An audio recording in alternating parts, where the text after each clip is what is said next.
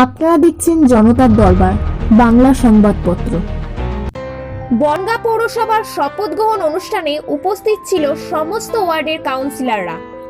এদিন বনগাঁ পৌরসভার নবনিযুক্ত পৌর প্রশাসক গোপাল শেঠ ও ভাইস চেয়ারম্যান জ্যোৎস্না আঢ্য সাংবাদিকদের মুখোমুখি হয়ে কি বললেন চলুন শুনে নেওয়া যাক।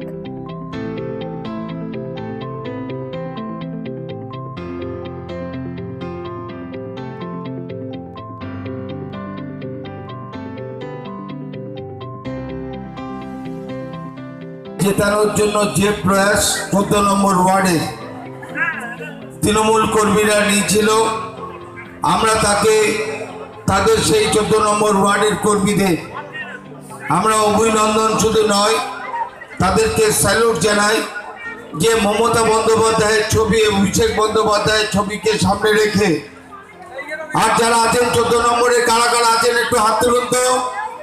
14 নম্বর থেকে এদিকে আসুন, চলে আসুন। বন্দ্যোপাধ্যায়ের ছবি নিয়ে কিন্তু তার সেই লড়াই চতুর্দিক থেকে যখন ঘিরে ফেলেছে, অভিমন্যু বেরোতে পারেনি, তৃণমূল কংগ্রেসের দিলীপ দাসকে জিতিয়েছিল। আমরা বলবো এই যারা দাঁড়িয়েছে সব থেকে বড় জয় 14 নম্বরে আমাদের হয়েছিল। আমরা সকলকে বলছি একটু উলুধ্বনি দিন এদের জন্য। এইভাবে আমাদেরকে এগিয়ে যেতে হবে। মমতা বন্দ্যোপাধ্যায়, অভিষেক বন্দ্যোপাধ্যায়ের ছবি দেখুন, যে বাংলায় মমতা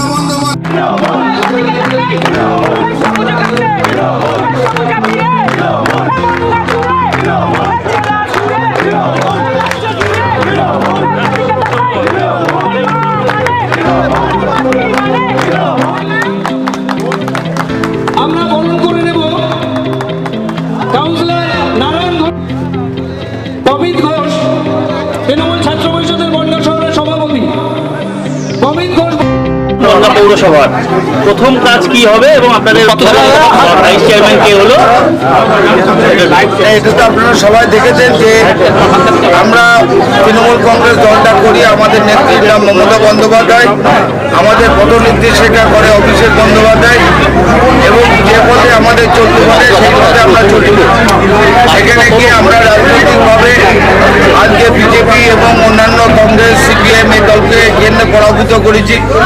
আমাদের 24,000 ভোটের বনগাঁ শহরে আমাদের এবার লিড হয়েছে এবং মানুষ আমাদের সঙ্গে যে লোকসভা বিধানসভার কেন্দ্রিক যে ছিল, আমরা সেই জায়গা থেকে আবার মানুষের আমরা ভোটটা ফিরে পেয়েছি।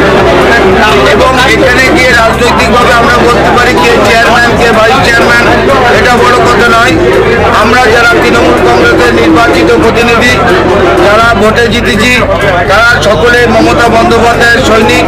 দলের কর্মীদের সাথে নিয়ে সাধারণ নাগরিকের পরিষেবার কাজটা সঠিকভাবে করতে হবে, এটাই আমরা বুঝি।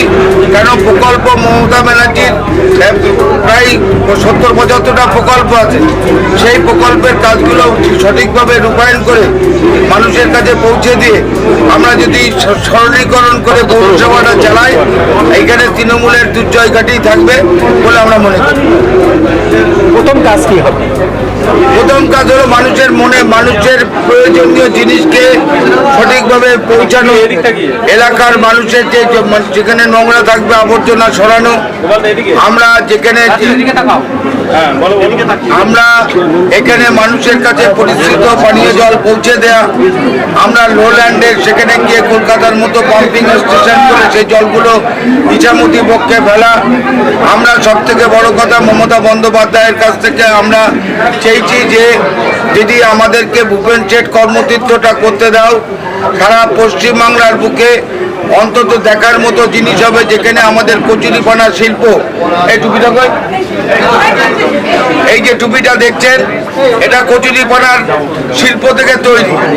আমরা দিদির কাছে বলছি, আমি এই টুপিটা পরেই ঘুরে বেড়াচ্ছি। এই শিল্প বনগাঁয় 10,000 স্বনির্ভর গোষ্ঠীর মহিলাদের কর্মসংস্থান তৈরি হবে। আমরা সেই কর্মতীর্থের মাধ্যমে আমরা সেই জায়গাটা তৈরি করেছি, যার নাম রেখেছি ভূপেন শেঠ কর্মতীর্থ। আমরা সেখানে গিয়ে সেই কচুরিপানা শিল্পের মাধ্যমে করবো, এটা আমাদের স্বপ্নের প্রকল্প এবং আমরা সেই কর্মতীর্থের জন্য আমরা দিদির কাছে টাকা চাইছি। ভাইস চেয়ারম্যান কে হলেন? ভাইস চেয়ারম্যান হয়েছেন আমাদের জ্যোৎস্না আঢ্য। আমাদের কাছে আমি যেটা হয়েছি দলের নির্দেশে, চোষটাও হয়েছে দলের নির্দেশে। আমরা যারা তৃণমূল কংগ্রেসের প্রতিনিধিরা ছিলাম, আমরা বারবার বলছি আমরা কেউ অপরিহার্য নয়, আমরা নিয়ন্ত্রক। আমরা যে আমাদের যে 19 জন কাউন্সিলর জিতেছে, প্রত্যেকের সমান অধিকার তার এলাকার জিনিস পৌঁছে দেয়া। একটা জায়গায় মালটা আসে সেটাকে প্রপার হতে ডিস্ট্রিবিউশন করা। আমরা কেউ কারোর কাজ করব না। মমতা বন্দ্যোপাধ্যায়ের সেই কর্মসূচিকে তার নামের মাধ্যমে বিলি করা, আমরা এই কাজগুলো করব। সুতরাং আমরা হলাম যে একটা নিয়ন্ত্রণ করার জন্য একটা চেয়ারম্যান, ভাইস চেয়ারম্যান বা সিআইসি অন্যান্য পদ হয়, এটা নয় 19 জন কাউন্সিলরই সমান মর্যাদার সঙ্গে থাকবে। দল কি সঙ্গে চলে এসেছে আপনাদের? এটা আমরা দলের কাছে, সে যদি অ্যাপ্লাই করে, যারা অন্য দলে আছে সে দল যদি বিবেচনা করে, সেখানে তো আমরা তো চেয়ারম্যান হিসেবে আমি ওটা বলতে পারি, ওটা সাংগঠনিক। আজকের ক্ষেত্রে একটা প্রাসঙ্গিক প্রশ্ন তৃণমূলের একাংশ করছে, যেটা কৃষ্ণ রায় 3 বারের ভাইস চেয়ারম্যান, 6 বারের কাউন্সিলর, কিন্তু এবার ওনাকে কোনো পদে দেখা গেল না, মানে এটা কি বলবেন? আপনার আগামী দিনে কি আছে দলের? কৃষ্ণ রায় আমার থেকে বড় পদ পাবে কিনা আপনি জানেন? আপনি জানেন না। তাহলে হচ্ছে যে কৃষ্ণ রায় আমাদের সবার কাকিমা, কৃষ্ণ রায় আমাদের মাথার মণি। আমি একটা জিনিস বলছি, আমার যেখানে বিচরণ থাকবে, আমাদের কাউন্সিলরদের যেখানে বিচরণ থাকবে, সবার মাথার উপরে কৃষ্ণ রায় থাকবে, এটা আমি বলতে পারি। পদ দিয়ে বলে একজন মানুষের সম্মান দেয়া সঠিক নামে গোপাল সেন। আমি সারাদিন ঘুরে বেড়াই, আমি তো জানতামই না আমি চেয়ারম্যান আমি। সুতরাং হলো আমার কাছে যখন যাবে, কালকে যদি বলে এখান থেকে সরে আরেক জায়গায় গোপাল কাজ কর, আমি রেডি আছি। এটাই দল করা, এটাই মমতা ব্যানার্জির সৈনিক। কালকে বলবে মমতা ব্যানার্জি যে তোর এখানে থাকতে হবে না, কালকে অমুক জায়গায় গিয়ে কাজ কর।